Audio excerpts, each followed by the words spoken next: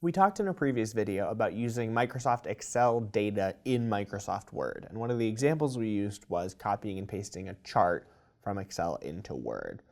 Word also gives you some options for creating a chart right within Word, so you don't need to start in Excel and have your data set up there first.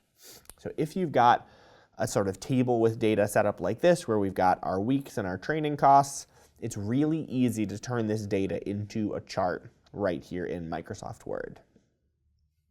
So the way we would want to do this is if we go to Insert and then Chart here in our illustration section, we're going to choose the kind of chart that we want and then use that chart as the basis for sort of displaying our data. And we'll go over some of the different kinds of chart options in a minute, but we'll just sort of take the default clustered column chart here to start with. So when I open up this, when I select this chart, you can see it opens up here essentially like an embedded version of Excel here in Microsoft Word.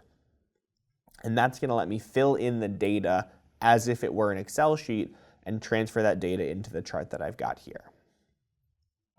So probably the easiest way to do this, if the data that you're working with is already in a table, is just go ahead and select this table, and because it happens to be formatted just the way I would need it to be, I can just sort of select this Excel chart here and paste that data in. And I want to make sure that I eliminate this last line here. That doesn't apply. And then if that looks about right, I can close out this Microsoft Excel sort of embedded window, and we can see. We'll change the title to Update Costs.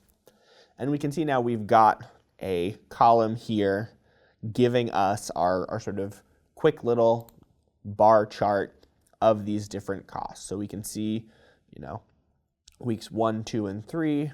And then our blue is our training cost, our orange is our software cost, and our gray is hardware cost. So just using this information that we already had in this table in our Word document, we went right ahead and created a chart as if it were in Microsoft Excel with all of that information. We can go to the Chart Design tab up here in our ribbon and sort of make any of the selections that we'd like about sort of changing the layout or look of this chart. We can change the chart type. And then even though we exited out of that sort of Excel window that we had there, if we select the Edit Data button here in the Chart Design section, or also if we right-click on this chart and select Edit Data, we can open up that sort of Excel embed running in the background there. So we could add or change the data if we needed to, or we could go ahead and change the chart type. So if I wanted to sort of select one of these options here, we can see it's going to display data in slightly different ways.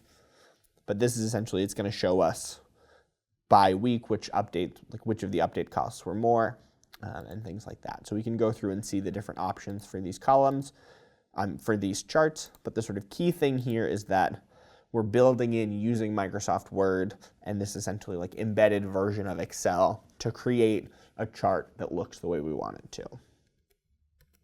When we're dealing with sort of charts and data in Microsoft Word, it's useful to just have a sort of overview of the kinds of charts we might see and how we might use them.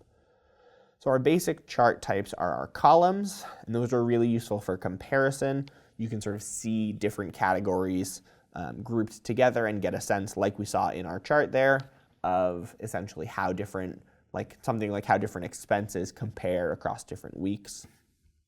We've got a line graph, which is really useful for displaying data over a period of time, so you can see how something like a cost or an expense is changing over the course of time. We've got a pie chart, which displays data as a percentage of a whole, so if you need to sort of show what percent of your total costs are being spent on what, that's a great way to do it. And then we've also got a bar chart, which is similar to a column, but they're horizontal. So there may be certain things for which you would want to use that sort of different layout. But like we saw in Word, all of these options are available to us with this sort of built-in sort of Excel chart-making functionality that you can attach right into your Word document.